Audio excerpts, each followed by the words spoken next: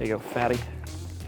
Have you ever fed a cow? They're not messing around. No. No, they don't play with the cookies. They're normally chill, but you give them cookies and they just turn into meanies. Morons. When we're talking about shooting with cows, I was asking what side of the fence we're going to be on, and the Dressels were like, no, you can't be in there, they're too aggressive. Of course, they say no, and I immediately am thinking, yes, I gotta let them get us in here. So after a little bit of prodding by me, they're like fine. And they're feeding them these cookies, and the cows are going insane. Will they nail you pretty good sometimes? Oh, like that? Yeah. Like that? Yeah. Like, where's the cookies? They were literally like attacking Graham, which was very, very funny to see. If you go like this, big and wide, I don't act tough. Regina. Hey! Yeah, there you go. Yeah. On one hand, I'm like, it's just a cow. And on the other hand, I'm like, this thing's actually gonna really hurt me. And I was kind of spooked. They're massive beasts, and my advice, don't give cows cookies because they will try to attack you. These cows need to go on a diet. They're named after the Mean Girls because they got some attitude.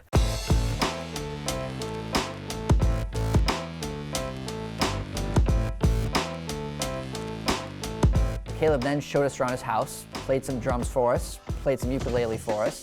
Pretty talented.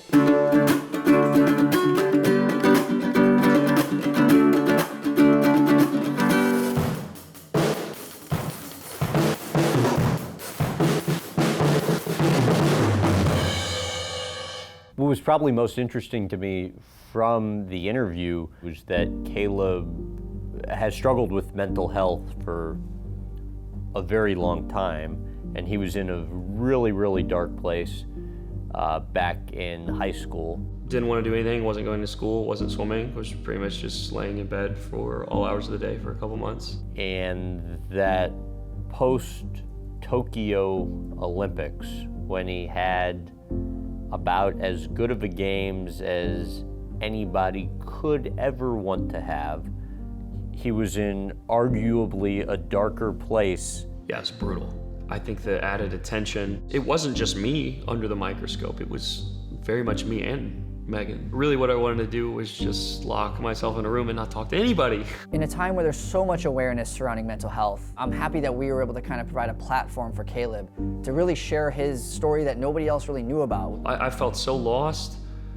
I wanted to get away from the water, but then that's also one of my safe places. A little inside story, I straight up cried on Christmas just because I still hadn't had my footing too well back into training and feeling like my life was back in order. I think what stood out most to me was the direct correlation between the struggles he was having with mental health and the impact it was having on his new marriage. It took us some time to really be honest with ourselves and with each other about where we were at and what we needed moving forward. And so we started some counseling and therapy, which has been beautiful. You have to communicate, no matter how dumb it sounds, no matter how stupid it is, just say something, because it's gonna turn into something bigger down the road. It was very interesting to hear him read through his swim logbooks. This is leading up to Olympics. Fuck me, fuck my body, fuck swimming. Jeez. Yeah, there's a totally different side of the sport that a lot of people don't see. It's like, Caeleb, give yourself a break, man. But at the same time, you realize that that drive, that self-critiquing is what made him into the champion he is today. I try to be as honest with myself as I can in these books because these aren't for, well, until now, these aren't really for anybody else's eyes. It got me wondering, if I was even 50% as critical of myself, maybe I would be at a bigger and better place than in depth.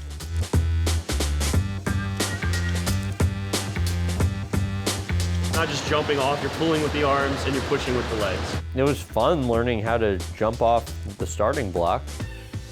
I think 2 belly flops later, it didn't feel too good.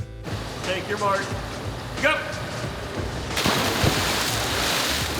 I've never seen a less graceful entrance into a pool than Graham's dive, if you even want to call it that.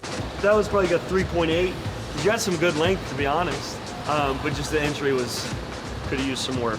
Graham, of course, has allegedly played water polo, and he was trying to claim that that would help him in the pool.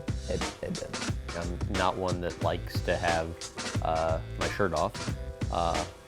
Much less enjoy doing it when standing next to a 6 or 8 pack Olympian wearing Speedo.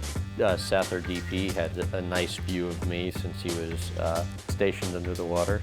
I had to go shirtless, which you don't want to do that around Caeleb Dressel. Not by a lot, but it is the mustache. I can't hold my breath as long as I thought I could. You could tell, like, as soon as those shots, like, they're through the frame, it's me just, like, gasping to get back to the surface. What is water etiquette for peeing when you're in Olympians? No, I'm learning from Lofty's mistakes. He said one time he peed in the pool and he got lit up. Here, I'll put it this way without throwing myself under the bus. I would waste so much time if every time I had to pee, I got out.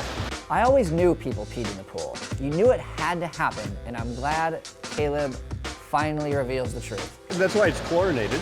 Exactly. Yeah, so if people were to pee in the pool, everything would be safe and everything would be good to go. So not that that's something that I do. I have heard you can hold your breath for a super long time. My record, no, especially not in the water.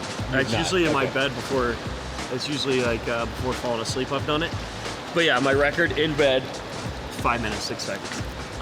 Point out that we have you on camera saying your record in bed is 5 minutes, 6 seconds. Record in bed? Please, just leave it at that. I don't want any other context besides that.